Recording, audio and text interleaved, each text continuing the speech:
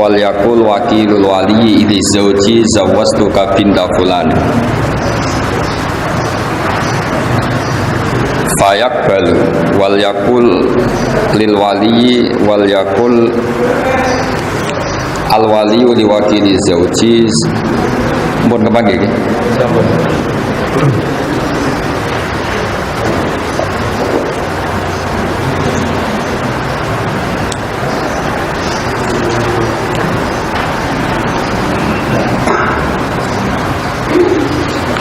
wal yakulil waliyu liwakili zauji zawattu binti fulanan fayaqulu wakiluhu qabiltu nikahaha lahu fa illam yakul lahu wa nawahu lam yasihan nikahu li anna syuhuda al mustarata huduruhum fihi kama taqaddam latila alahum ala niyat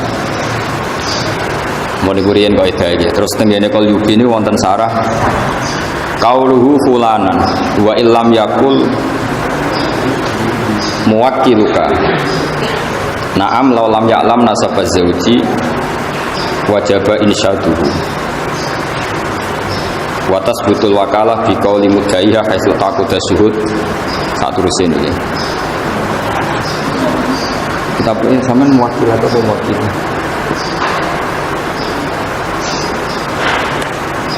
ini foto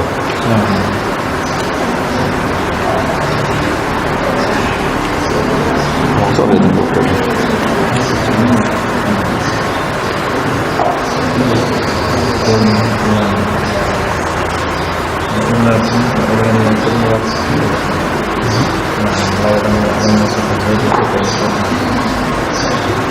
terus ngeten nggih menyangkut nikah gitu. Terus kalau wakilul wali itu biasanya misalnya kan saya bilang misalnya saya nikahkan Haris kan misalnya zawat angkah duka wa zawat duka binta fulan kalau yang tidak mukhtalaf alaih kan alladzi qad wakalani gitu. Alladzi qad wakalani atau mewakili gitu. Tapi kalau di Indonesia itu hampir pasti itu sah. Makanya ini kan saya ajarkan ke antum ini tatbiki fikih. Tatbiki fikih itu begini ya. Di Indonesia itu kan saya sering alami ya. Misalnya ada taukil kan walinya mar'ah tadi, waliul mauliyah tadi. Kan taukilnya isyhad. Isyhad di depan umum. Misalnya Gus, saya pasrah Anda menikahkan putri saya bernama ini. Terus saya bilang di depan umum saya terima apa? Saya terima perwakilan itu. Kemudian kalau dalam tradisi di Rembang misalnya wali kan terus ke sana gitu. Pokoknya enggak di majelis. Kalau di sini di majelis enggak? Enggak ya. Kalau di biasanya di majelis enggak setelah taukil. Loh enggak banyak yang enggak di majelis. Ayo coba yang enggak di majelis ngaco. Enggak setelah taukil itu walinya di majelis apa? Di majelis. Kalau dari zaman lari, kabur. Nggak, apa? Keluar. Oh, ya keluar. Nggak, di polling di itu. Nggak ya. Ada yang di majelis. Dari mana teman? Yang di majelis berapa? Ngaco yang di majelis. Yang walinya agak lari. Berapa jumlah? Dua. Nah ini penting ya, karena nanti turunan hukumnya itu begini ya. Maro'ahul muslimuna hasanan bahwa indawohi hasanun. Karena ini sama-sama resiko, ini saya jelasin. Itu kalau di Kifayatul Akhyar itu kan ada satu pertanyaan ya, yang meskipun kitab itu digugat orang banyak. Digugat orang apa? Kan kalau syarat nikah yang pokok kan wali, ya, zaud. Berarti berapa? 2 ya. Terus 2 saksi, 4. Berarti aktornya kan hanya 4. Tapi kitab Kifayatul Akhyar itu menyebut entah karena saking simpelnya, entah karena memang itunya menjadikan orang salah paham. Itu kan begitu. Kalau wali sudah memasrahkan ke seseorang, kemudian wa aqdal wakil, maka tidak sah. Tidak sahnya itu yang di Kifayatul Akhyar maksudnya karena aktornya hanya 4. Sekarang yang wali jadi syahid. Berarti syahidnya kan 1. Nah itu kan jadi masalah besar. Entah saking ikhtiarnya kiai Jawa entah gimana. Walhasil itu karena takut takbir itu Wali itu nggak boleh di majelis karena di situ ada ancaman wahadorol wali, wakodel wakil. Paham sih kalau maksudnya? Padahal suratul masalah itu beda dengan yang kita alami, karena kita alami itu kan saksi banyak sekali. Paham ya? Wali wis wong ra kanggo, pokoke wis bar nyekseni ya sudah. Sehingga wali ketika tidak mengatakan saya ini mewakili, wali apa wakilul wali tidak mengatakan alladzi qad wakalana itu mewakili, ini kan sudah diisbatkan apa? Itu sah karena suhud atau saksi itu kan tahu semua kalau kita ini hanya menikahkan atas nama apa? Wakil. Tapi kalau kebalikannya, misalnya saya menjadi wakilnya Haris dalam menerima nikah. Katanya misalnya angkah duka was begini, terus saya hanya bilang qabil tu nikah wa taswija bil mari maktur. Saya lupa atau sengaja bilang lagu. Maka ini untungnya ulama bilang batal. Enggak ada ulama yang mengatakan itu menjadi milik saya. Abara payu rapi Pak Haris kan. Nah, padahal tadi, karena kalau dalam konteks qabil tu nikah wa taswija bil madhuri itu, kalau nggak bilang lagu, untungnya ulama bilang nggak sah. Ini masih untung, tidak diputuskan milik wakil. Ya ini kan jelas. Fa illam yakul lahu wa nawahu lam yasihan nikahu li anna syuhuda al mustarad huduruhum bi kama taqaddam latila alahum alaniya. Ini penting kolaborakan karena nanti itu dalam teori fikih ya, dalam teori fikih ulama itu kelihatan tidak konsisten karena begini maksudnya tidak konsisten, tapi baik, tidak konsisten itu kadang baik. Misalnya begini, syarat nikah dalam madzhab Syafi'i itu 2 apa banyak? Tidak jauh, kan hanya 2. Tapi di takbir-takbir itu misalnya seperti ini, lam yasihan nikahu li anna syuhuda al mustarad huduruhum fihi kama taqaddam. Itu li anna syuhud, bukan li anna syahidan, tapi li anna syuhud. Karena dalam madzhab Malik, ini dengarin ya. Nanti saya bacakan di Mizan Kubro. Tadi saya sengaja bawa kitab Mizan Kubro. Kalau menurut madzhab Malik, 2 saksi itu tidak syarat sahnya nikah. Paham ya? Tapi yang karena pikirannya Imam Malik begini, kira-kira begini. Saksi itu gunanya apa sih? Supaya nggak ada jukut, nggak ada pengingkaran. Oke. Kalau sarannya nggak ada pengingkaran, harusnya itu nggak perlu saksi, yang penting terkenal. Jadi misalnya Haris nikah, dinikahkan wali terus diumumkan di pondok PMH ini. Alhamdulillah sekarang Haris sudah laku. Nah, apalagi bikin surat edaran gitu. Berakhir sudah masa lajang gitu. Atau masa nggak laku sudah selesai gitu. Nah, ini penting karena filosofi fikih nanti dibalik-balik itu begitu. Ya ini misalnya, ini peringatan bagi kita semua. Jadi kalau Imam Malik ini kelirunya orang-orang yang kawin sirri ya. Kadang-kadang pikirannya kalau misalnya dia wakilah, sahid itu tidak syarat.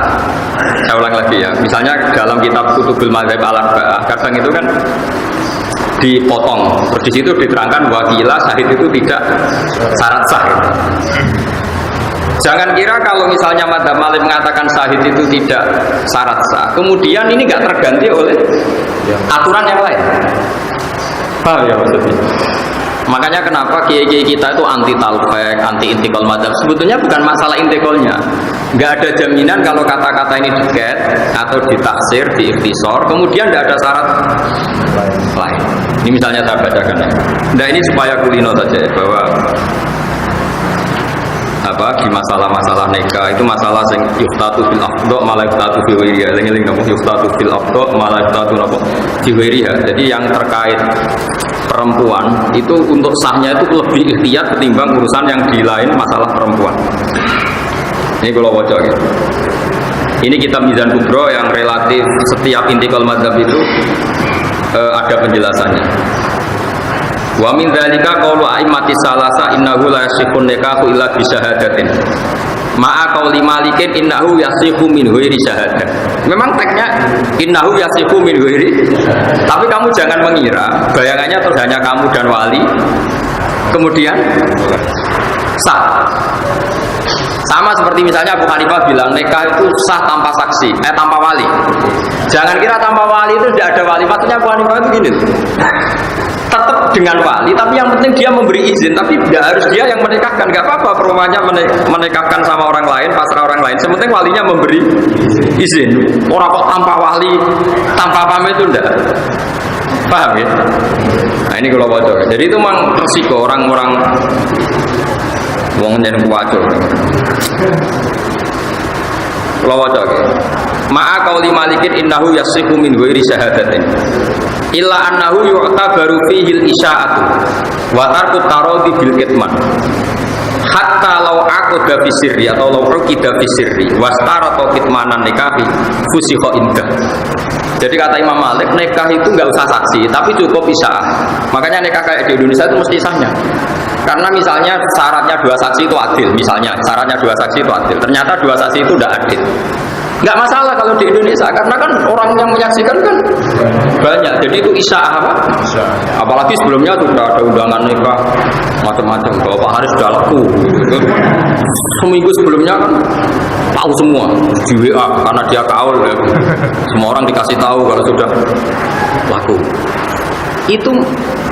Itu nggak harus adil, karena kata Imam Malik, kata beliau yu'ta baru fihil isya'ah apa? Isya'ah itu terkenal dari kata sya'ah, apa? Sya'ah itu maknanya apa? Terkenal kayak ayat innal ladzina yuhibbuna an tasyi'al fahisha menjadi terkenal. Juga boleh. Nah terus sekarang andekan 2 saksi itu fasik. Kata Imam Malik boleh, kata Abu Hanifah boleh, kata Imam Syafi'i enggak. 2 saksi itu harus adil.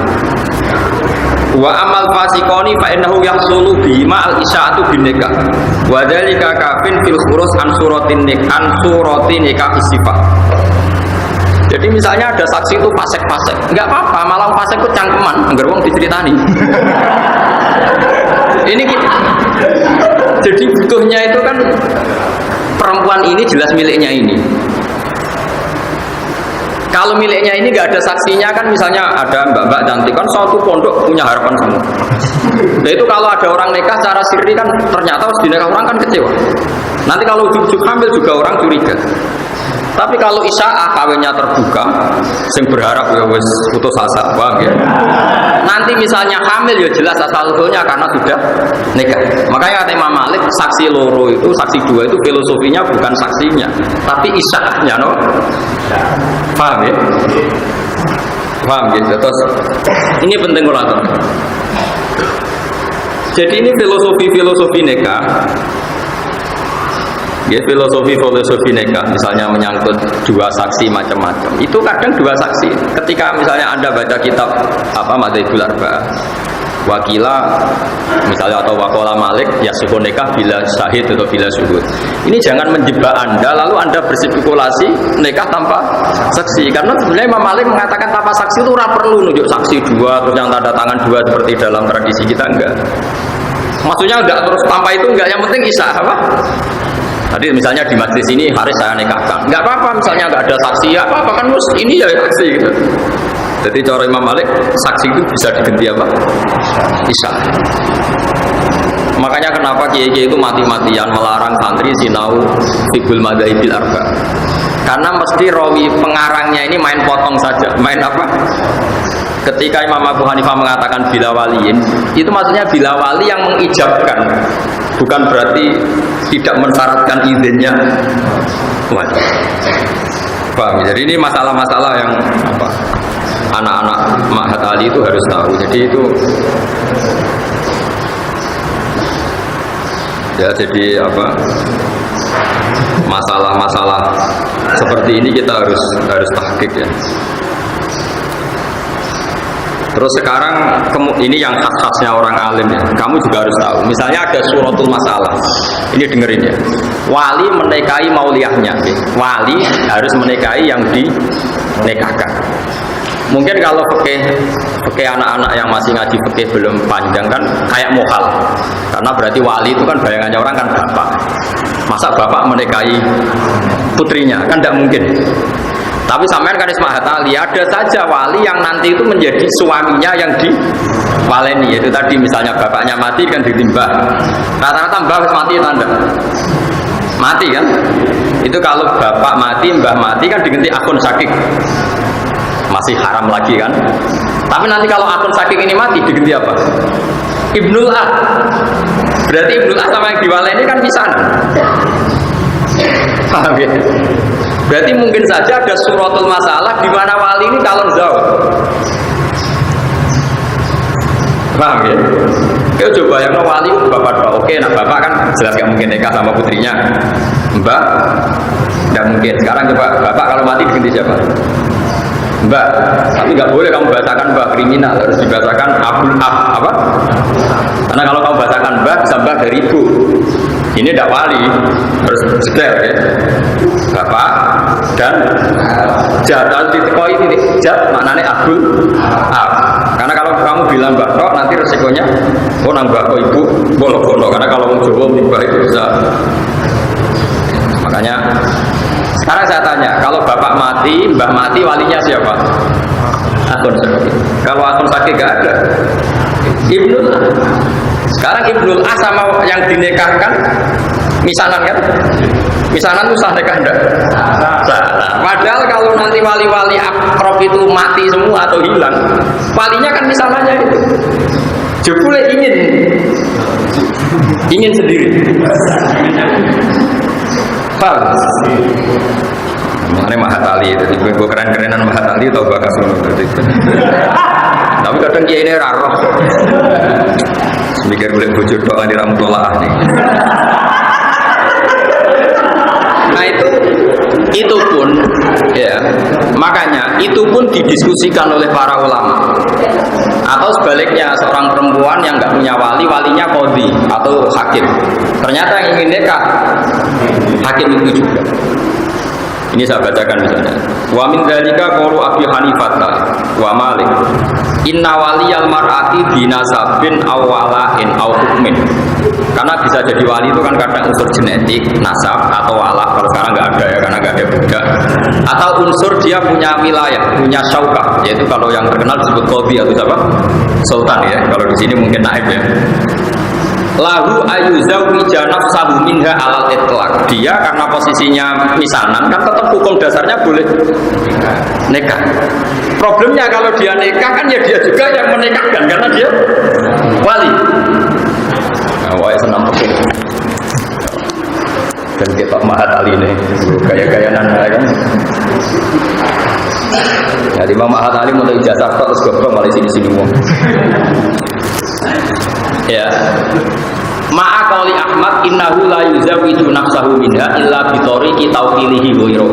Wa dzalika li alla yakuna mujiban qabila. Solusinya apa? Cara Imam Ahmad solusinya eba-ebane wali tadi taukid. Pantes-pantese kok ana sing nekakno dekne qabil. Si wali tadi, misanan tadi kalau menikahkan kan dia wali. Tapi dia juga yang bilang qabil itu. Kan kayak orang gendeng misalnya di majelis, kamu perempuan, saya nikahkan kamu dengan saya. Karena memang dia statusnya double, ya wali, ya zaud ya dia ya. Ya tadi dalam suratul masalah, sing wali itu orang yang boleh menikahi. Kalau bapak kan bilang nggak boleh menikahi putrinya, mbak nggak mungkin, paman nggak mungkin. Tapi kan ada kemungkinan setelah ini tak semua kan misalnya. Ya sesuai urutan yang di kitabul asobat. Pokoknya walhasilnya ada suratul masalah, sing wali itu sah nikah dengan yang diwaleni, Pak. Solusinya gimana? Dia itu pastinya harus mengakatkan. Tapi dia juga qabil penerima nikah. Solusinya kata Imam Ahmad, pantas-pantas saja. Jadi yang bilang gini, misalnya saya bilang, kok aku akad no. Dan yang punya otoritas tauqid memang saya, karena saya ini wali. Tapi nanti saya calon qabil, calon penerima. Makanya ini solusinya kata Imam Ahmad, innahu la yuzawwiju nafsahu minha illa bi tariqi tawqilihi ghairuhu fi dzalik li alla yakuna mujiban qabilan. Tapi kata Imam Syafi'i, wa ma'a qouli Syafi'i innahu la yajuzu lahul qabul bi nafsi. Wala yuwakilu ghairuhu bal yuzawijul hakim walau khalifatan ra'iban. Dari Imam Syafi'i, yo dekne dadi qabil lah yo lucu, wong wali kok dadi bojo. Pokoke pantes-pantes iku diliakno kabeh. Diliakno kabeh kok dadine wali yo dipasrahno. Engko dekne qabul nikah yo dipasrahno. Dadi ibu penonton terus untuk bojo ngono.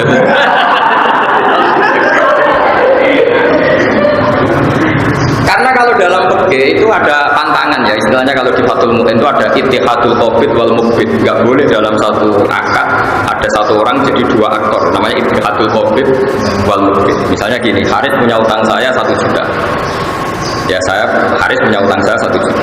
Terus kebetulan dia juga mustahik zakat.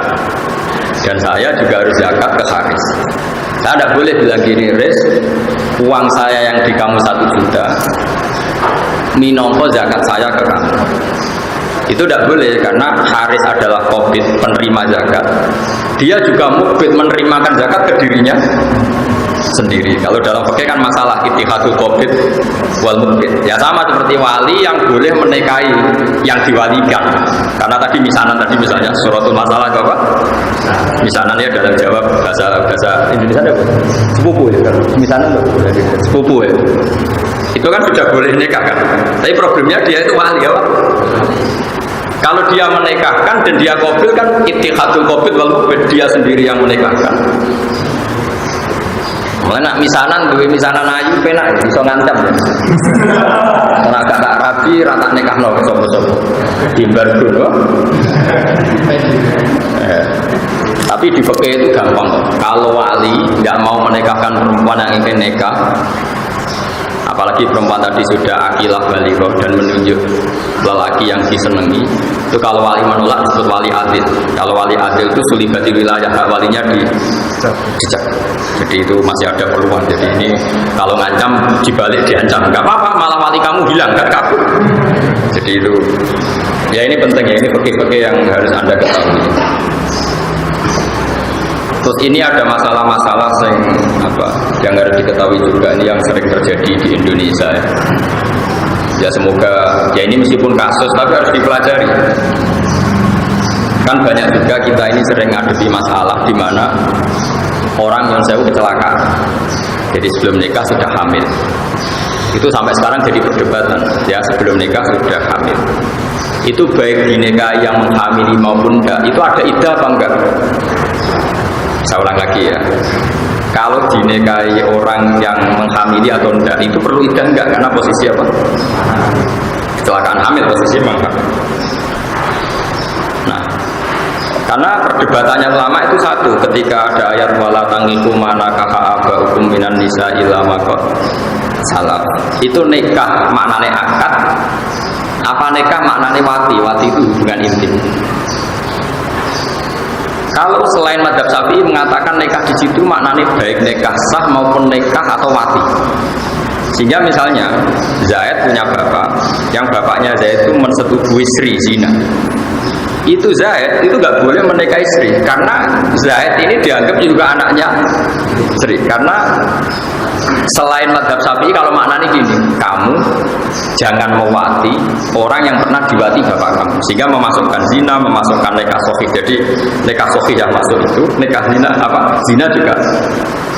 Tapi kalau madzhab Syafi'i enggak, nikah itu kalau tidak sahih atau hubungan intim kalau tidak sahih itu enggak mutabar, apa? Enggak mutabar.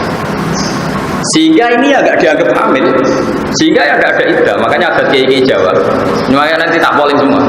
Di daerah kamu kalau ada orang kadung hamil, rata-rata dinikahkan nunggu lahir apa enggak? Enggak, polling. Di daerah kamu mungkin pernah dengar. Enggak usah nunggu kelahiran. Kok pengalaman deh, suara kan? Tidak, di polling aja ini dijawab karena agama ini butuh konsensus. Saya sudah bilang tadi, maro'ahul muslimuna hasanan bahwa indawohi hasan. Saya sendiri munfarid atau ahadi. Saya nggak boleh berstatement hukum sendiri, harus nunggu konsensus. Saya ini termasuk orang bisa baca kitab, tapi kalau saya ada kejadian, pasti saya tanya zaman bapak kayak apa, Mbah Mun kayak apa, dulu zaman Mbah Zubair kayak apa. Karena kita butuh konsensus, paham ya? Karena ini masalah ijtihadiyah, itu yang mengesahkan adalah konsensusnya ulama, disebut apa? Ijma. Tidak sama saya tanya, kalau ada orang hamil sebelum nikah, Lalu kalau mau nikah, baik sama yang menghamili maupun enggak, nunggu melahirkan enggak? Ya enggak yang enggak ngaco kan tuh? Enggak kan? Alasannya apa coba? Loh kok enggak ini bukan alasan kultural, ada alasan pekehnya kenapa? Karena tadi kalau dalam mazhab Syafi'i yang dikatakan hamil menjadi hukum iddah yang hamil yang karena akad sahih. Nasab juga sama, yang dikatakan nasab saya lewat nakah sahih. Sehingga dalam mazhab Syafi'i misalnya ada seorang hubungan intim zina terus punya anak putri. Setelah itu 3 bulan dia nikahi. Anaknya nanti bapaknya nggak bisa jadi wali karena anaknya putri tadi tidak bisa intisab ke bapaknya karena produk ilegal. Makanya kita sebagai kiai itu sering bilang gini, misalnya ada orang nyun sewu hamil 3 bulan. Terus yang menghamili mau nikah, mau menikahi. Oke, kita nikahkan tadi. Karena takut kalau nggak dinikahkan nanti zina lagi macam-macam. Itu pasti kita bilang begini sama bapaknya. Nanti kalau anak kamu perempuan kamu udah walinya. Karena ini kadung 3 bulan. Ini karuan anak ini tidak faktor produk nikah sahih. Sehingga intisabnya anak tadi kalau putri nggak bisa ke bapak. Paham ya? Ini kamu harus ngomong gitu. Ini kulil haqqa walau kana murran. Kamu jangan diem. Nanti kalau kamu diem, anaknya nanti dinikahkan bapaknya. Sebenarnya dia bapak betul karena memang mani yang jadi dia anaknya. Tapi tidak bapak cara syar'an karena produk dan nikah sahih. Kalau sampai kamu tidak ngomong, kemudian nanti anak tadi besar dinikahkan bapaknya tadi itu nggak sah karena bapaknya kakeknya tidak walinya, ya tidak wali karena tidak nikah apa. Sahih. Ini masalah-masalah yang sering terjadi, makanya saya membantu Anda. Tak tunjukkan takbirnya atau nasnya ulama dulu nanti dimusyawarahkan sama Pak Haris. Tapi jangan hanya musyawarah. Carikan kasus masalah ini yang sudah terjadi di masyarakat. Biasanya kiai tempat Anda kayak apa? Karena ini penting. Saya bahkan berpendapat bagus-bagusnya hukum itu kalau kiai sing ra ngalim yang nglakoni. Itu berarti jadi konsensus. Jadi apa? Konsensus. Ini penting saya aturkan. Begini misalnya, saya itu berkali-kali berdoa sama Allah. Kehebatan orang Indonesia itu sing ra roh hukume ketok alim. Gara-gara dia dikonsensuskan hukum itu salah saja misalnya ada orang fasik nggak sholat, dia nggak sholat, nggak zakat, nggak puasa, tapi menjadi gerakan massal di Indonesia. Nah, namanya ngawinkan putri itu harus undang kiai, sehingga orang nggak sholat, nggak zakat, nggak puasa, kalau putri nikah yang undang kiai. Ini jadi konsensus, sehingga orang fasik yang gedeng kiai lama pendak ngawekno anak itu ngundang. Akhirnya nikah ini bisa berjalan secara syar'an karena kiainya datang terus tanya, ini ada hubungan kerabat enggak, mahram enggak, rodok enggak. Kalau sudah memenuhi syarat dinikahkan secara sah. Meskipun orang ini benci kiai, tapi dia dipaksa oleh satu komunitas nikah undang kiai ku elek koyo rasa. Ini pentingnya konsensus. Padahal si walinya tadi gak ngerti pentingnya kiai, bahkan benci kiai seumur-umurnya. Nah menurut saya dalam konteks seperti ini kiainya wajib datang, karena dengan dia datang berarti nikah yang terjadi adalah syar'i. Begitu juga saat tadi ngaji di Bojonegoro di Jepara sama Gus Jobur tadi, hukum itu contoh gampang tuh orang mati. Saya contohkan, saya ngaji di mana-mana tak contohkan. Orang minum atau minum oplosan terus mati, bapaknya ya fasik peminum, anaknya fasik peminum, mati minum oplosan.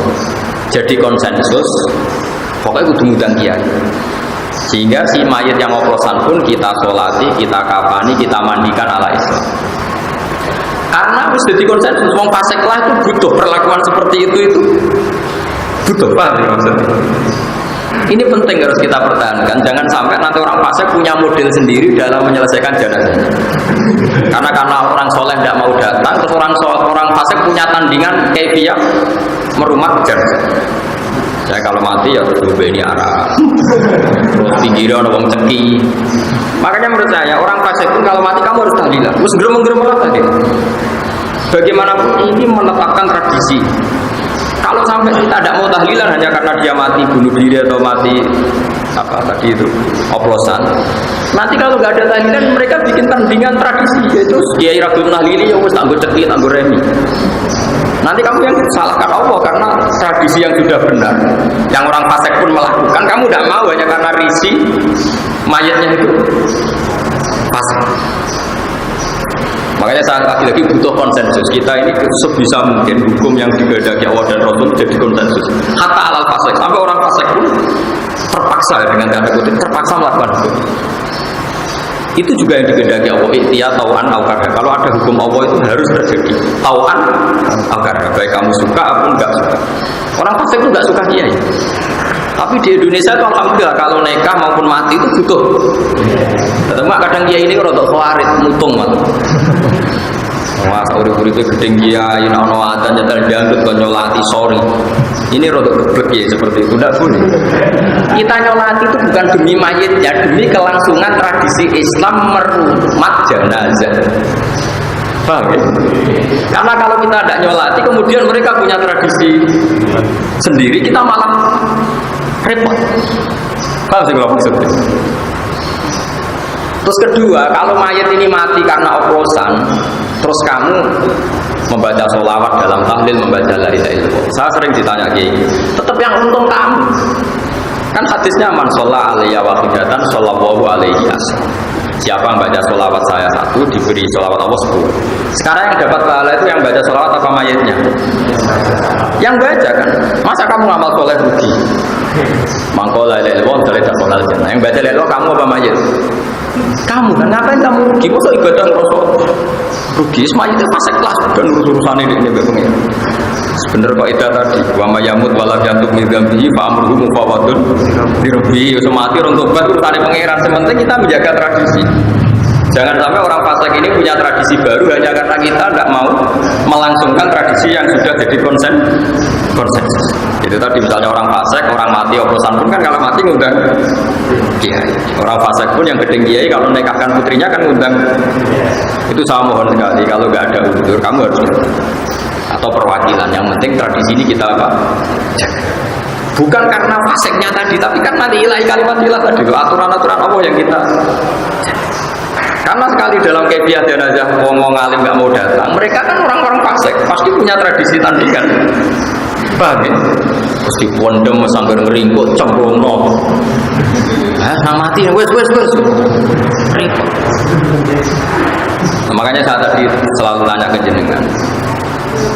Masyarakat kamu di mana saja adat yang sudah baik harus kamu pertahankan. Tadi maro'ahul muslimuna hasanan bahwa itu boleh apa? Nah, ini saya baca yang kasus tadi ya, orang yang kecelakaan. Misalnya begini. Ini kita bisa duduk di kitab saya halaman 113 juz 2. Ya. Misalnya begini. Wa amma maktalafu fi fa min dzalika qala aimati salasa innahu yajuzu nikahu zaniyah ma qali Ahmad innahu yahkumu nikahu qabla taubah. Misalnya begini. Wa min dzalika qaulu Malikin wa Syafi'i inna man zana bi imra'atin lam yahrum alaihi nikahuha wa la nikahu ummiha wa bintiha ma qali Abi Hanifah wa Ahmad yata'allaqu tahrimul musaharati bizina. Jadi itu tadi. Kalau menurut Abu Hanifah zina pun itu menjadi musohar. Jadi kira oleh demeni wong sing didemeni bapakmu. Bahkan karena itu berarti ibumu. Lho kok bui? Kandane. Jadi musohar itu kata Abu Hanifah itu bisa hasil dengan zina. Tapi kalau menurut Syafi'i enggak. Sama sekali. Nah ini penting kalau aturakan karena kita tentu tidak menghendaki itu terjadi, tapi masalahnya kadung terjadi. Kamu harus punya solusi hukumnya. Karena hukum fikih itu ekstrim. Ini yang Pak Haris harus tahu. Hukum fikih itu ngeri loh. Sekali bandingannya enggak itu buruk. Misalnya gini saya contohkan. Zaid itu kafir, dengar ini. Zaid itu kafir, kafir betul. Kafir tengah, kafir tenang. Enggak ini dengarin. Awas sekali salah ini murtad misalnya. Ancamannya itu murtad. Zaid ini kafir tengah. Terus datang ke Pak Haris. Pak Haris, saya ini mau masuk Islam. Coba saya ditalkin syahadat, saya diajarin syahadat.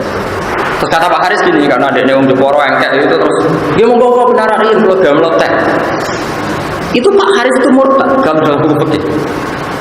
Karena Zaid yang murtad tengah ini murtad betul, kafir tengah ini. Ada kekafiran sekian menit ke depan, yaitu 10 menit, yang gara-gara Pak Haris. Karena dia bisa menghilangkan kekafirannya Zaid saat itu, power. Tapi gara-gara dia nyuguhin teh, gawe teh 10 menit. Sekarang kafir yang 10 menit terakhir gara-gara siapa? Gara-gara Pak Haris. Jika dalam fikih termasuk murtad adalah kaqauli rajulin pada seorang guru, lakini al-Islam sumakola ikhtasil. Contohnya di Bajulia gitu. Ada orang bilang, Pak Yai saya ajarin Islam, Pak. Terus kamu bilang, kamu mandi dulu. Itu saja masalah.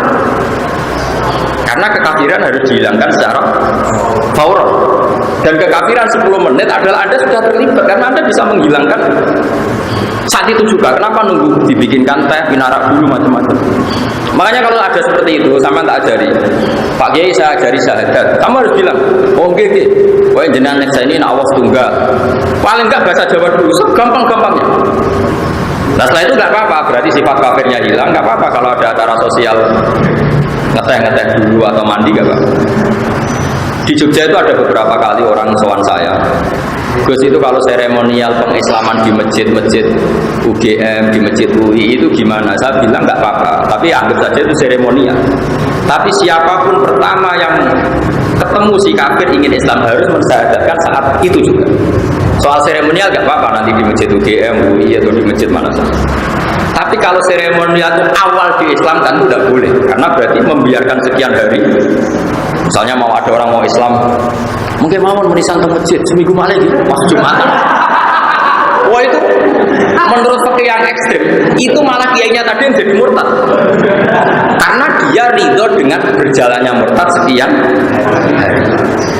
Nah contoh gampangnya gini, ini fikih ekstrim ya, makanya fikih itu juga punya cara ekstrimnya. Begini misalnya dibalik, Senin mau Islam, terus sama Haris dijanjini nanti aja nak Jumat, karena saksinya banyak. Terus Selasa mati juga. Terus dia masuk neraka. Gusti, kun rokok ke kafir. Jadi Senin kalau kafir, Senin badai sampai Pak Haris kan ngenteni Jumat. Itu kan masalah.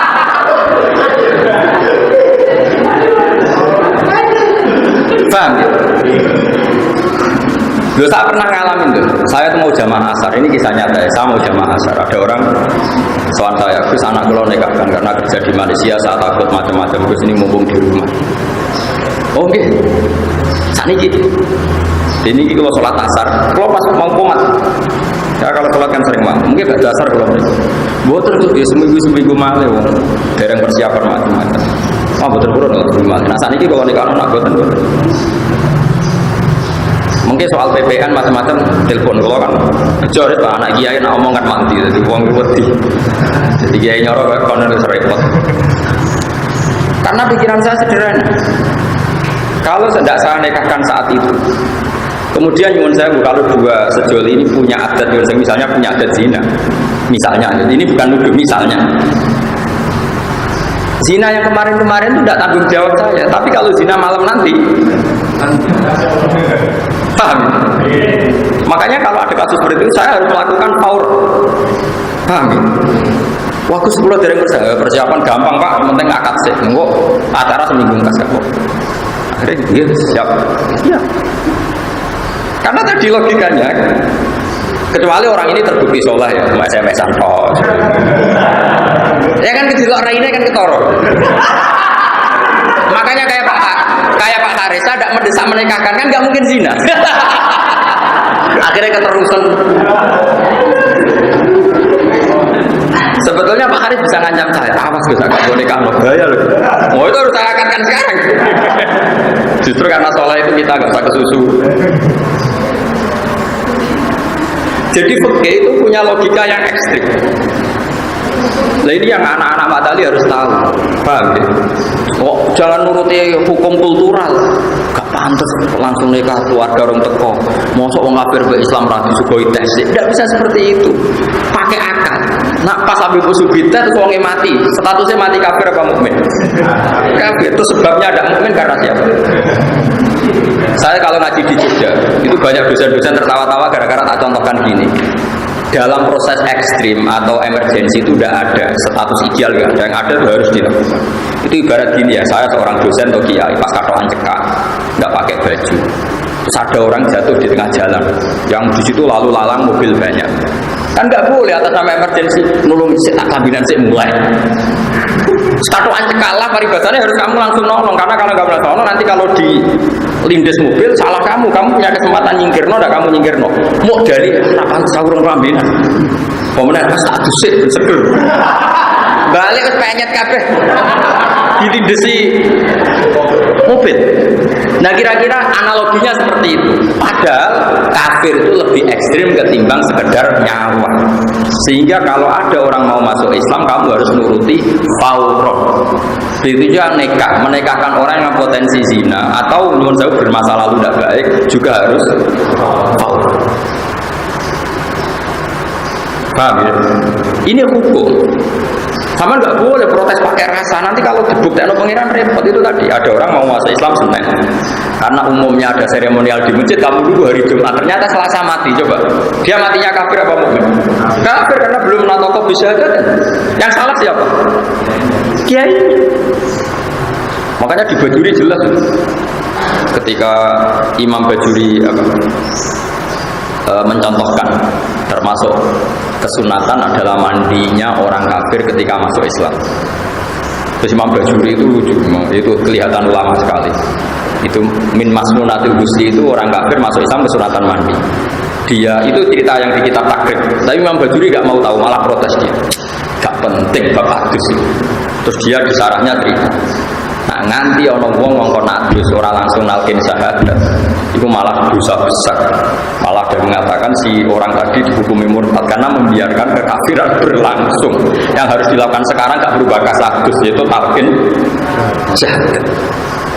Karena urusan adus, teh, barang nyubu itu urusan ideal. Itu ibarat ada orang kecelakaan di jalan, yang di situ banyak kendaraan, terus hanya karena kamu gak pakai baju, terus kamu merasa gak nyaman, pulang dulu pakai baju.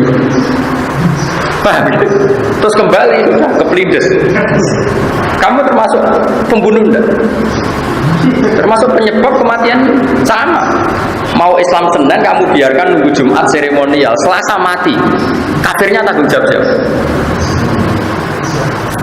Makanya kenapa saya ngajar fikih di sini? Fikih itu ada beberapa hukum yang ekstrim, dan itu kita harus tahu. Makanya kita latih fikih yang ekstrim.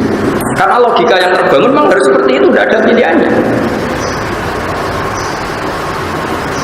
Saya bilang berdiri di sisi dan itu perbandingan dengan sisi.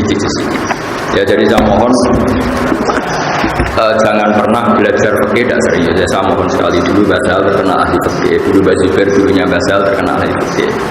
Sampai juga harus ahli fikih. Jadi ada kepastian hukum. Misalnya tadi dua saksi itu filosofinya apa?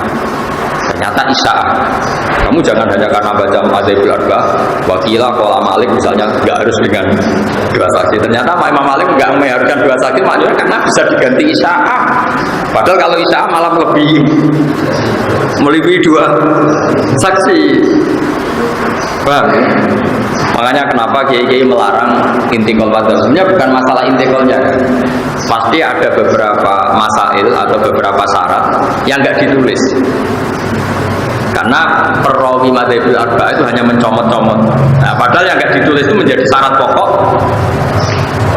Paham ya? Makanya saya mohon ojo kulino seperti ini.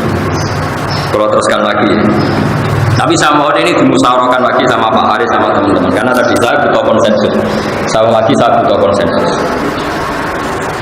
Nah terus kemudian ada orang yang hamil begitu ya, terus kemudian harus dinikahkan. Itu kata wa ma'aqala Abi Yusuf ingkanat hamilan haruman nikah hatta tadua wa ingkanat hailan lam yaqdu walam ta'tadda. Nah ini khilafnya ulama. Tapi kata kitab Mizan Kubro ini wa wajhul afali ifta'un Nabi sallallahu alaihi wasallam bi khilli dzalik wa qala qad kharaja min sifatin ila nikah bab al-istisalat al-musnad baru usul wajib al-istisalat al-musnad. Ya, ini terus ketika ada kejadian seperti itu dilaporkan Nabi jawabnya qad kharaja min sifatin ila nikah. Jadi ada orang biasa nakal itu ya, kumpul kebo misalnya. Terus ada masalah gitu. sama sahabat, tak siapa dinikahkan sama sahabat tadi. Nabi komentari atau ngendikane qad kharaja min sifatin ila nikah. Taruh saja misalnya ada orang biasa kumpul kebo malam Senin, kumpul kebo malam Selasa, kumpul kebo. Terus Selasa pagi kamu nikahkan, berarti malamnya kumpulnya kan sudah kumpul nikah. Makanya pernikahan ini atau menikahkan itu adalah berarti qad kharaja min sifatin ila nikah. Berarti dia sudah keluar dari tradisi zina. Sifat itu tradisi apa? Zina ila nikah. Karena meninggalkan zina itu tradisi yang luhur sekali. Coba zaman kalau baca tiga badan Rasulullah itu dipuji apa? Babanya Rasulullah itu tarakus sifat apalam yusidum aruhu min adami wa ila abdi wa umi. Tradisi pokok suku Quraisy adalah meninggalkan berzina. Abu Jalal melihatnya sekolah, gak seneng zina. Makanya suku Quraisy itu meskipun gendol lah itu tetap mau. Bujurnya agak tapi mau jenis zina. Saya punya bukti sejarah begini, ketika Rasulullah mulai dakwah ila tauhid, saya ulang lagi, dakwah ila. Biasanya kalau muda anak-anak itu kan butuh karir. Wong canom kok aneh-aneh itu mesti butuh macam-macam. Apa kata Abu Jahal dan Abu Lahab CS-nya itu? Muhammad, kamu aneh-aneh itu ingin apa? Kalau ingin harta, kita urunan, sehingga dari sekian urunan kamu jadi orang paling kaya. Kalau kamu aneh-aneh ingin jadi pemimpin, sudah sekarang kamu tak untuk pemimpin. Tapi kalau kamu aneh-aneh ini karena ingin perempuan tertentu, kita datangi keluarganya, lalu kita nikahkan kamu dengan perempuan. Itu bukti bahwa suku Quraisy tidak punya tradisi zina. Sampai zaman belum Islamnya oleh bilang sama Nabi, kalau kamu senang perempuan, kita datangi keluarganya, lalu kamu saya nikahkan. Orang kok, gue nak senang itu, tak terlalu dolin, tidak ada seperti itu. Lu ini nyata sama dia ditarik-tarik. Ya enggak, kalau sampean lihat tarik kan, kalau kamu ingin perempuan, kita kawinkan, zawwajnaka, bukan dikawinkan. Makanya sifat keluarga Nabi itu apa? Tarotus sifat falam yusibhum aruhu min adami wa ila abihim. Jadi nikah itu luar biasa, sampai kemuliaan keluarga itu kurangnya tidak sifat. Artinya kalau ada kesempatan nikah, kenapa dibiarkan? Harus dinikahkan. Makanya saya pernah ditantang naik, Gus, nikah seperti ini tuh masalah menurut negara ini. Saya bilang ini, kamu urusannya negara, aku nak gak langsung, ya urusanin rokok. Urusanin dipecat, urusanin rokok. Aku urusanku, harus sembrono. Kecuali kalau belum nanggung neraka, itu siap. Akhirnya dalu-dalu kok itu tekok. Iya non nikah, dia nak ratu non tekok rokok, itu siap. Kayak ancaman dipecat, ini rokok. Jadi itu hukum masih tunggu. Termasuk dipecat.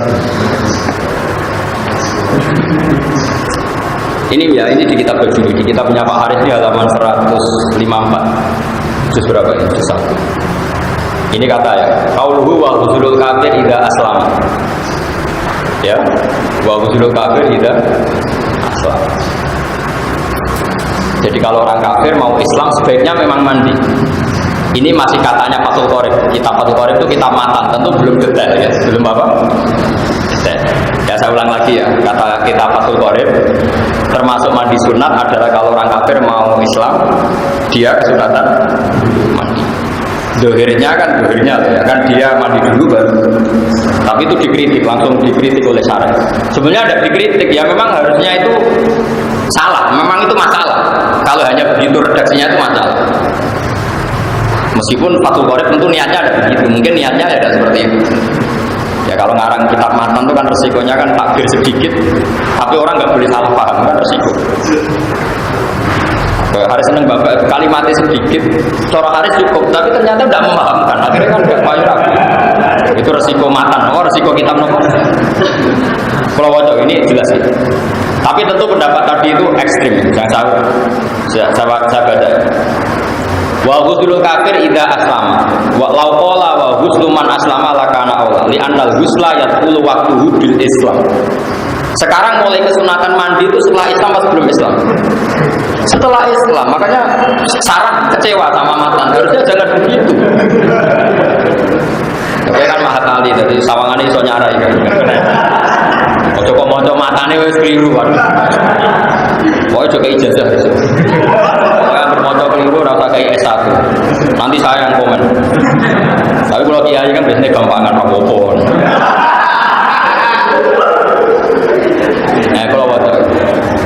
Ini kata Imam Bajuri. Wali annahu la sabila ila takhiril islami ba'dahu ba'dal muslim. Saya ulang lagi. Wali annahu la sabila ila takhiril islami ba'dahu ba'dal muslim. Bal sarrahu bi takfiri man qala li kafirin ja'ahu li muslima idhab fattasil summa aslam. Ini Imam Bajuri. Saya juga gak senang sama ekstremitas seperti ini, gak senang. Tapi kalau di logika masuk akalnya tadi. Kalau kamu mentakhir konatus sebelum gede kepleset mati, urung moco.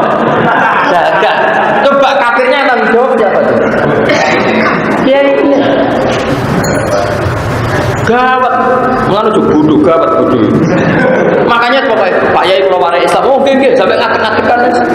Pokoknya pengiran juga, oke. Terus pokoknya semua lah, harus gak ideal lah. Oke, nanti mari zakat. Oke, kawin nanti Indonesia zakat kan pada kawin nanti Islam lu sih. Mau zakat kan kangilan, besar. Mau nilai lo kan, senyatan mawon Pak. Pengiran situ, oke, jenenge Allah, oke. Muhammad Rasul, oke, gue Islam, gue Islam. Liane dilatih ikutnya terus. Loh ini jelas ya.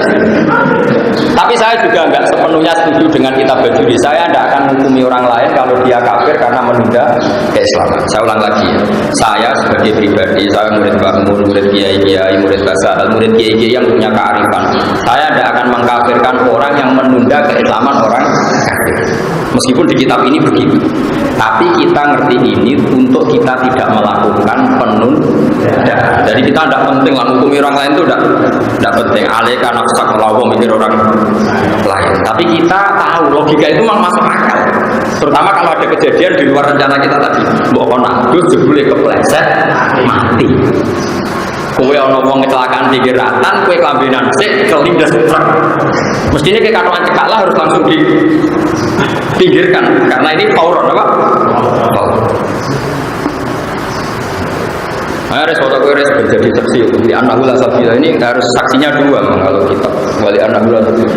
Salah sabila ila takhirul Islam kan. Kalau mikir. Nah salah itu. Ini nak salah langsung tak pecat jadi guru. Apa mahal kali? Wali anahula sabila ila takhirul Islam kan. Tersorot takhir mangkala di takhir Islam. Yuslimu abu cok. Yuslimu. Aslama itu yuslimu. Idham tasir itu ma'aslim. Kelihito bakai alal kufri tilkalah ya. Artinya li bakai alal kufri tilkalah. Artinya ada masa yang dia kafir itu karena salahnya si kiai tadi. Artinya kalau bilang Pak Kiai saya ini ajari Islam, terus saya bilang kamu mandi dulu. Berarti mulai mandi dan berikutnya masih kafir itu salahnya siapa? Salahnya kiai. Itu kalau normal gak apa-apa kan, berarti belajar ide urip kena dosa tetap problem nak mati kan. Makanya saya bilang oke itu bisa ekstrim. Problemnya itu kalau berarti mata halal kufrinya kiai tadi terlibat. Ya saya ulang lagi ya, balsor rohu. Semoga kitab ini rapati benar, tapi kitab tenang nih. Balsor rohu kita kiri mangkol lali kafirin jauh muslima idhab fatasir. Kamu sana mandi dulu semua aslim nanti baru Islam. Kenapa kok kiainya tadi dihukumi salah besar ini? Itu dibakok ya al kufri tilkal lah. Saya bayangkan analogi itu orang kecelakaan itu paling gampang. Kamu hanya pakai katok cekak, ada orang kecelakaan di jalan. Tentu Anda sebagai orang rumah mungkin mau pakai baju dulu. Tapi ini urusan kecelakaan. Pas salin kelambi, kelindes tronton. Padahal Anda kan sampai langsung mungkin selamat. Bayangkan itu kafiran ya. Oh bolak-balik dengan pasar. Saya kan kerja di Jogja. Saya pernah punya teman di penerbitan itu. Dia non muslim, kita kata apa firman sebagai aku di pekerjaan non muslim di pekerjaan. Karena aku bosmu itu kacau, tapi ya tentunya nanti menggoni kan mau sholat dulu. Jadi aku kan kafir rapor sholat, jebule go tukang jogo.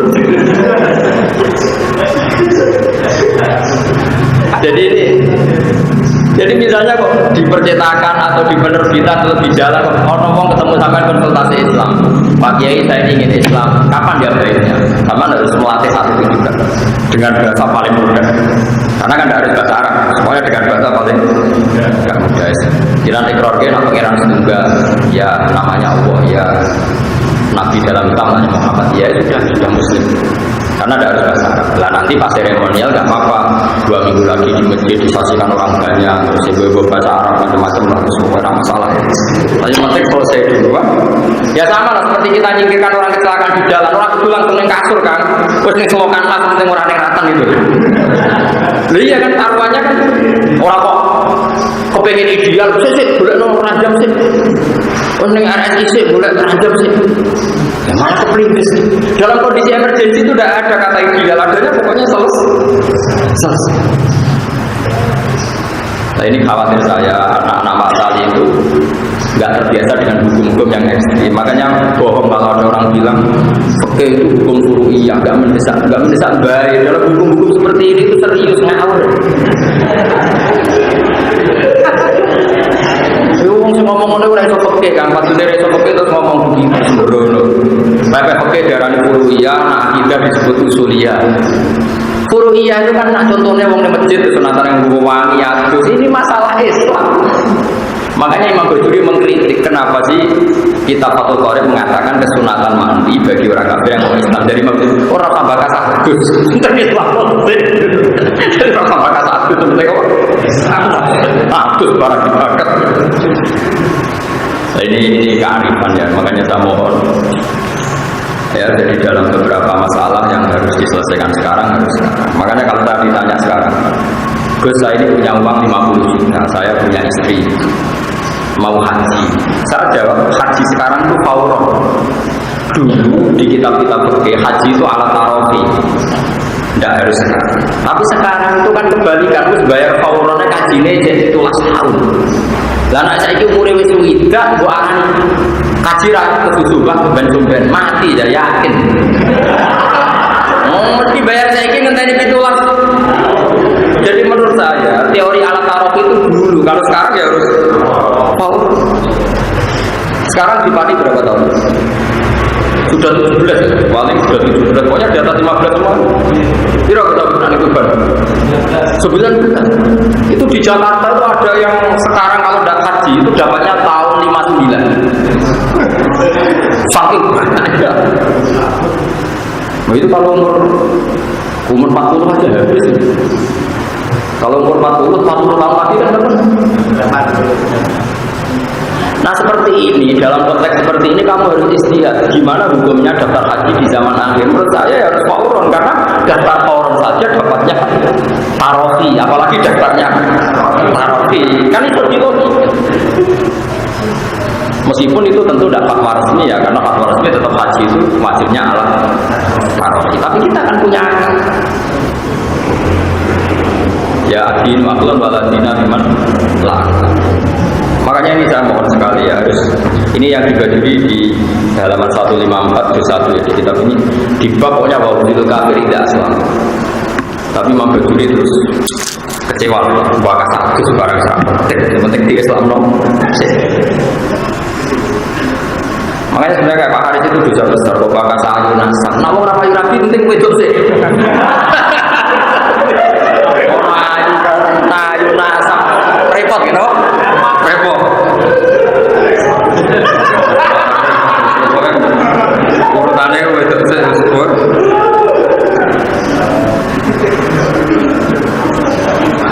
Jadi ini jelas ya, saya pun tidak pernah yakin ya dengan fatwa saya. Coba lah nanti dikonsensuskan apa? Dikonsensuskan. Jadi gue kalau di Mizan Kubro itu milik saya halaman 113 juz 2. Jadi jelas ya, ketika ada orang yang biasa nakal nikah, ternyata Nabi itu ikut senang. Beliau ngendikan qad kharaja min sifahin ila nikahin. Jadi misalnya nyuruh saya ada pasangan kumpul kebo, malam Senin masih kumpul kebo, malam Selasa kumpul kebo, terus Selasa pagi minta Anda nikahkan, kamu harus mau. Dengan niat malamnya dia berstatus nikah. Paham? Lah kok soal prosedur negara-negara itu diurusin negara nggak apa-apa, kapan-kapan kita daftarkan. Tapi kalau kiai-kiai itu kan qad kharaja min sifahin ila. Tapi saya kalau di daerah saya biasanya ya BPN tetap dipanggil BPN nanti didaftar. Ini penting saya aturkan ya. Jadi sampai bayangkan fikih itu fiksial. Fiksial itu bisa dilihat dengan mata. Caranya tadi analogikan dengan tadi yang saya contohkan kecelakaan tadi. Kalau kita menolong orang kecelakaan di tengah jalan, buat kita sedang pakai celana pendek pun langsung kita tolong. Buat kita ada pakai baju pun langsung kita. Meskipun kita lempar ke selokan, yang penting nggak di jalan raya. Semuanya nggak harus ideal. Oh, kok pakai ideal? Sisi tak boleh lo kursi, tak boleh lo kerja sing api. Nata ideal lo pas selokan. Ya ada selokan timbang dilides. Ini penting peraturan. Orang-orang yang tidak ekstrim dalam berpikir fikih itu dikira fikih itu masalah usuliyah semua. Enggak. Fikih yang usuliyah juga banyak. Kayak tadi ja'al kafir lil musliman. Ada orang bilang idhab fatasid summa aslim. Kasus apalagi kasus ini bisa ilal akhirat kalau ternyata dia mati sebelum baca. Jadi bayangkan yang ekstrim, dia mati sebelum baca. Kayak apa? Salah sisi gara-gara nyoba teh. Nah, caranya sama kali ini jadi alim itu bayangkan hukum itu ekstrim. Memang gitu latihannya memang seperti itu. Latihan itu memang melatih dengan hukum ekstrim. Makanya kalau di mukadimah kitab-kitab belajar ilmu ini disalamatil abad untuk cari keselamatan abadal abad, yaitu dunia apa? Akhirat. Kamu harus lurus dalam menjalankan itu. Tapi sekarang tuh orang berkriminal. Tauhid darah usul, fikih darah usul. Orang usul apa-apa orang usul. Apa-apa baik berkasus. Enggak boleh kamu ikut-ikutan ngomong gitu. Kalau sudah pernah ngomong harus tobat. Kalau enggak kasus. Terus saya teruskan lagi ini masalah yang khilaf-khilaf yang lain. Ini yang terakhir sebelum saya untuk perjumpaan ini menyangkut mahram. Kalau kamu mahram dengan mertua itu bimujarodil akdi li bintiha. Jadi misalnya umuka atau umul musaharah. Jadi misalnya saya dengan mertua putri saya. Kalau mertua lanang kan nggak perlu ada mahram karena sudah lanang. Kan mahram itu sebabnya 3, 1 nasab, 2 rodo, 3 musaharah. Yang ada nasab itu sebabnya berapa? 3, 1 nasab, rodo. Terus yang karena nasab itu 7. Paham ya? 7 diringkas Ki Jawa 5. Makanya Ki Jawa gue pinter. Karena Ki Jawa menghitung ibu, putri, bule, ponakan, ya ibu, putri, bule, dulur, ponakan. Berarti 5. Jadi kalau dalam Quran itu 7. Karena bahasa Jawa itu kan dulure bapak ya bule, dulure ibu bule. Kalau bahasa Arab kan jadi 2, dulure bapak amak, dulure ibu khola. Terus kemudian ponakan, cara Jawa ya 1, ponakan itu dulur lanang ya ponakan itu dulur itu. Makanya jadi 5, tapi di Arab 7. Yaitu ya, Qur'imat alikum ummahatukum 1, wa banatukum 2, wa akhwatukum 3, terus wa ammatukum berarti bule dari bapak, wa kholatukum bule dari wa banatul akhi ponakan karo dulur lanang, wa banatul ukhti ponakan karo dulur wedok kan 7. Kalau bahasa Jawa kan seperti ini hilang kan, ponakan cukup kan, bule ya bule, paham ya? Makanya Ki Jawa itu kadang lebih simpel menghitungnya 5. Terus ada nasab yang karena musaharah, karena rotul. Wa ummahatukum allati arda'anakum wa akhwatukum bainar rotul. Terus ada ketika nasab karena musaharah, baik musaharah ke atas maupun musaharah ke bawah. Ke atas mertua kamu, ke bawah kamu tidak boleh nikahi mantan mantu kamu. Nah, iya kan berarti ke bawah. Paham ya? Bojone anak berarti kan ke bawah. Paham ya? Bojone mertuamu ke atas. Terus yang santri-santri Jawa itu janggal karena sesuai rano wayah. Itu biasanya dipekik-pekik kan gini. Kamu nggak boleh menikahi bojone bapak. Kalau ya ono kadang santri baru tak kok. Yo ora ngarang ibu sing ora ibu kuwe baru. Mergo pikiran santri Jawa, bojone bapak itu mbokmu. Nah wong wayah kan ora mesti. Bapak bojone papa. Bojone bapak ora mesti pas ibumu, paham ya? Paham ya? Nanti kena orang ayo kesuwen yo kado hukum perkara. Saya kira salah ayo belum rapi. Paham ya? Jadi haramnya ibu kamu itu haram hurrimat alaikum ummahatukum.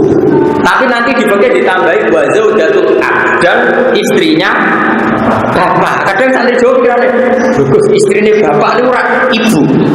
Ora blok-blok ibu. Ibu ya wis ibu, paham ya? Jadi kalau bapak kamu punya istri 4, yang haram karena zaujatul ab itu 3. Ini atas nama zaujatul. Yang ibu kamu haram karena ummuka, apa? Jadi tidak iso sing ibumu mbok aran iku zaujatul ab, kriminal ya, Mbok. Paham ya? Tapi berhubung ning Jawa itu kan kesuwen wong bojone mung sitok to. Akhirnya bareng haram rabi bojone bapak. Ya kerukuan umpamane ibuku ya ora. Jadi nasi ibumu disebut umuka. Lama yang ada bapakmu disebut zaujatul ab. Dulu ada jawab. Mau nak tadi ini di rumah itu ya. Nah itu aturannya gini dalam ilmu nasab. Kalau mertua ini menjadi mahram di mujarradil akdi. Jadi misalnya Haris nikah sekarang, menikobil itu nikah atas hijab saat itu juga mertuanya jadi mahram di mujarradil akdi. Tapi kalau kebalikannya Haris nikahi rondo, kalau nak kesuwen Joko tua kadang nggak gini rondo. Itu kalau nikahi rondo, ini putrinya yang perawan tadi menjadi mahramnya Haris, nunggu rondo ini dikumpuli. Paham ya? Tidak di mujarradil akdi. Jadi itu bedanya ke atas sama ke bawah. Makanya kalau untuk anak tiri ada ayat waruba ibu umulati fi hujurikum min nisa umulati dakhaltum bihin. Masih ada fa illam takunu dakhaltum bihinna fala junaha. Saya ulang lagi ya, jadi kalau kamu nikah rondo punya putri itu di mujarradil akdi putrinya belum jadi mahram seorang ya, nunggu sudah hubungan suami istri. Tapi kalau nikahi putrinya di mujarradil akdi mboknya ini langsung mahram di mujarradil akdi.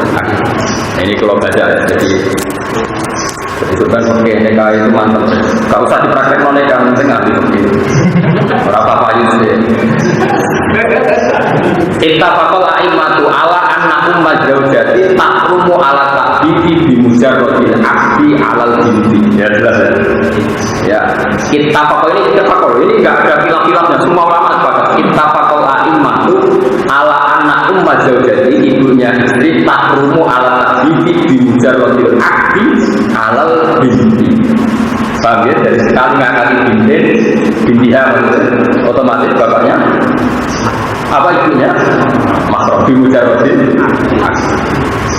Nah, paham ya?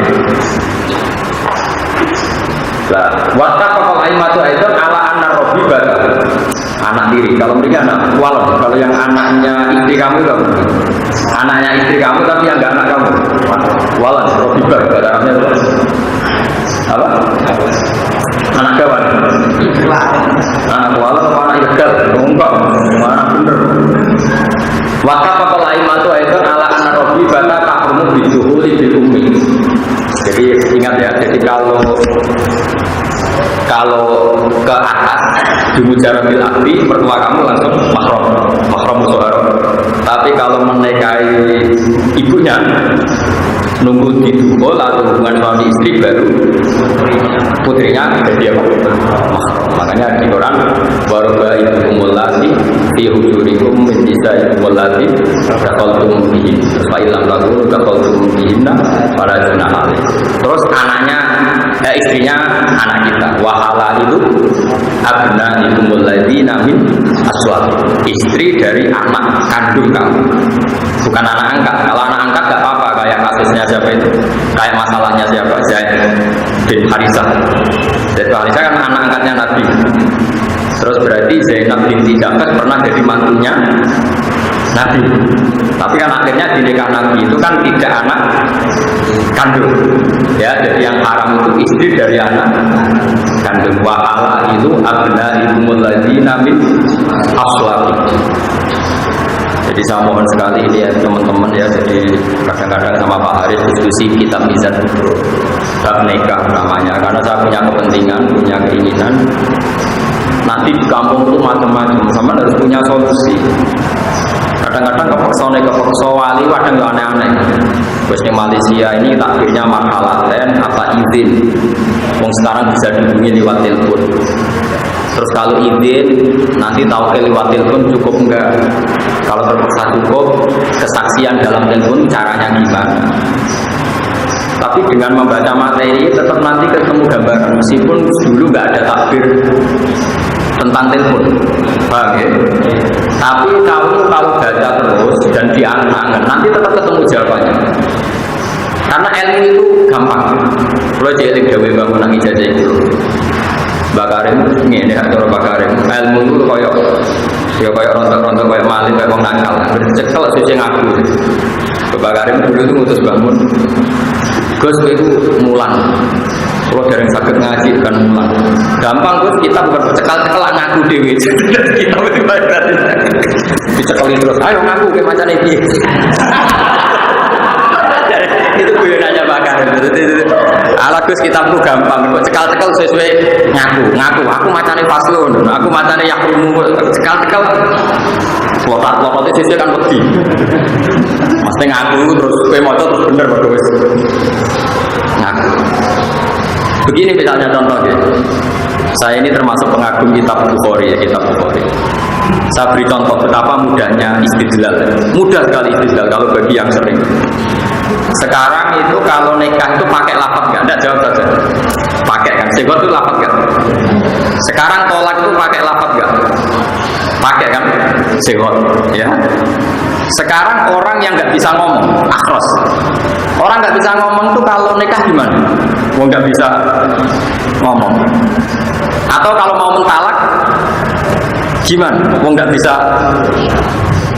Tentu Rasulullah zaman Sugeng ya tidak sempat menghentikan detail-detail nikahnya orang akhros kayak apa.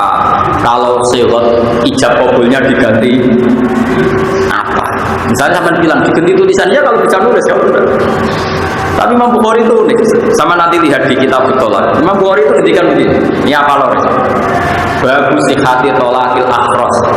Bab tentang sahnya menceraikannya orang yang akhros.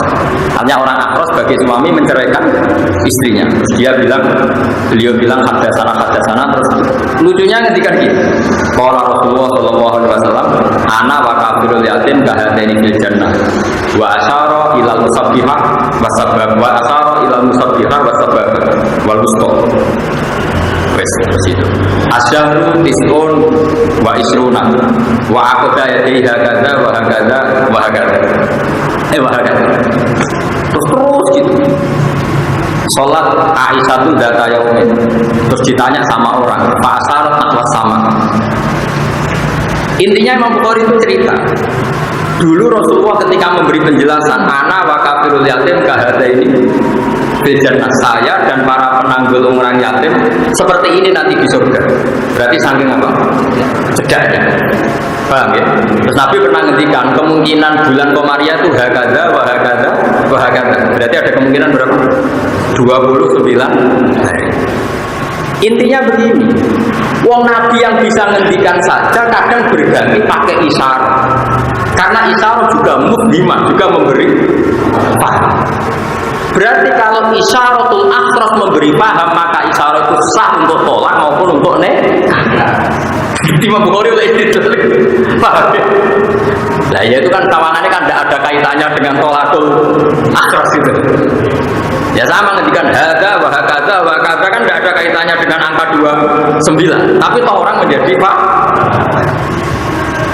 Taruh saja misalnya Pak Haris di sini, Pak Haris tahun baru bagi Wangsul. Pak Haris nggak mungkin bilang tidak, tapi mencurang. Wong mesti sepakat mana itu jangan kan? Berarti isyarat cukup apa enggak? Cukup. Pak Haris Pak pamit itu bilang gini, cukup kan? Bapak itu menolak. Kalau sekarang orang tidak bisa ngomong, yang mengganti kalimat adalah Isa. Paham tidak maksudnya? Artinya Anda jangan berharap semua masail fikih itu ada takbir yang sorry, yang eksplisit. Bila yang kiamat di sini orang telepon, orang WA-an. Ya tentu takbir WA nggak ada. Tapi kalau nanti Anda menguasai materinya, pasti nanti kamu bisa. Asal menguasai betul. Kayak tadi Imam Bukhari mengatakan bagus di hati tolakil akhroh. Terus yang diceritakan anak wakafirul yatim ini belajar. Asyhadu bagada wa aqada lawa tisan wa isrin. Artinya Imam Bukhari ingin bilang wong Nabi sing iso ngendikan saja kadang iktifak ngalap cukup dengan isyarah yang dengan isyarat yang memang. Nah sekarang akhlas apalagi tidak bisa ngomong, penggantinya sifat adalah isyarah. Kemudian juga bilang